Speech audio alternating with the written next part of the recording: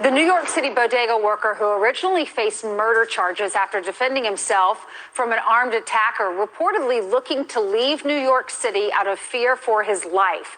The surge in crime, one of the many reasons New Yorkers, including our next guest, have left in droves. Fox News contributor and former New York City resident Laura Trump joins us now. Good morning to you, Laura.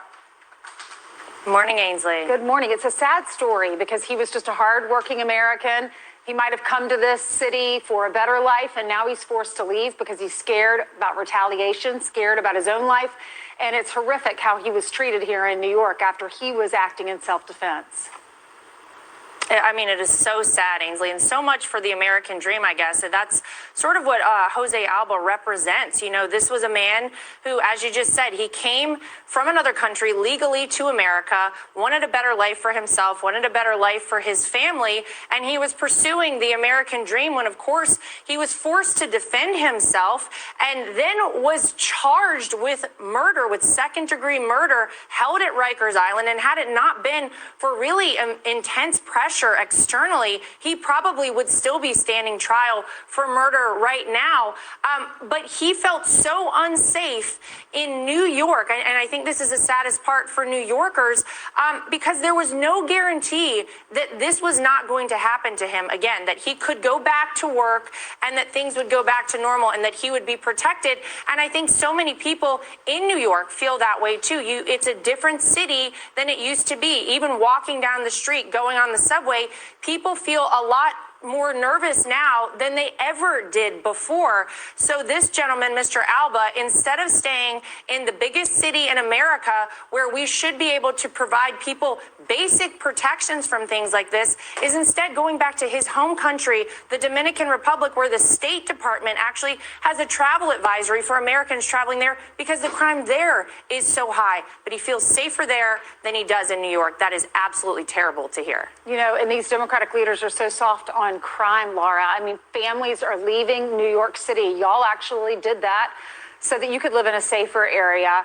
But it's really sad when you see our city just going downhill and returning to the way it was when we were little. Remember when I lived in South Carolina, you lived in North Carolina, and our parents would say, you can't go to New York. We're worried about you for your safety. Hide your jewelry. Make sure you have a zipper on your pocketbook so that no one can reach in and steal anything. Then it became really safe, and now we're returning to some of the dangerous times from decades ago. It's so true. I know so many people who've been traveling to New York for decades. It used to be that you would go to New York, you'd want to put on a display, wear your nicest clothes and your finest jewelry. You cannot do that anymore in New York, in Chicago, in LA. It is a terrible state of affairs, and we have to get a hold of it for just the future of our country in general. New statistics reveal that transit crimes are still increasing as subway ridership rebounds from the pandemic. That's right. Violent crime has shot up more than 50% compared to this time last year. The new numbers are putting commuters on high alert, that is for sure. Fox 5's Robert Moses live outside Yankee Stadium up in the Bronx with more for us this morning. Robert. Dan and Tashani, in fact, in July, transit crime was up nearly 57% compared to July of last year. We're now in a new month, but the problem of crime remains.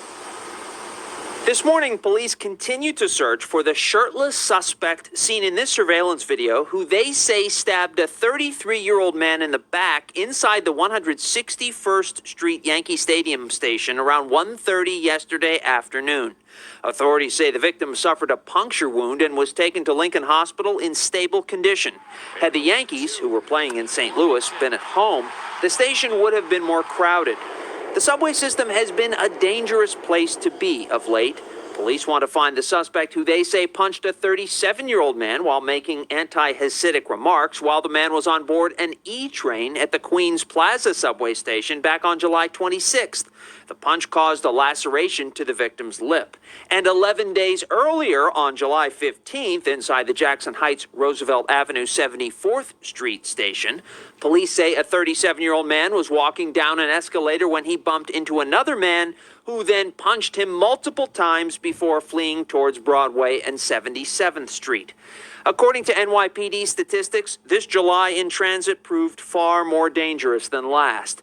police reported 70 more transit crimes this year for a whopping 56.9% increase. The 193 transit crimes in July eclipsed the 180 the NYPD reported back in July of 2019, even though subway ridership today hovers around 60% of pre-pandemic levels.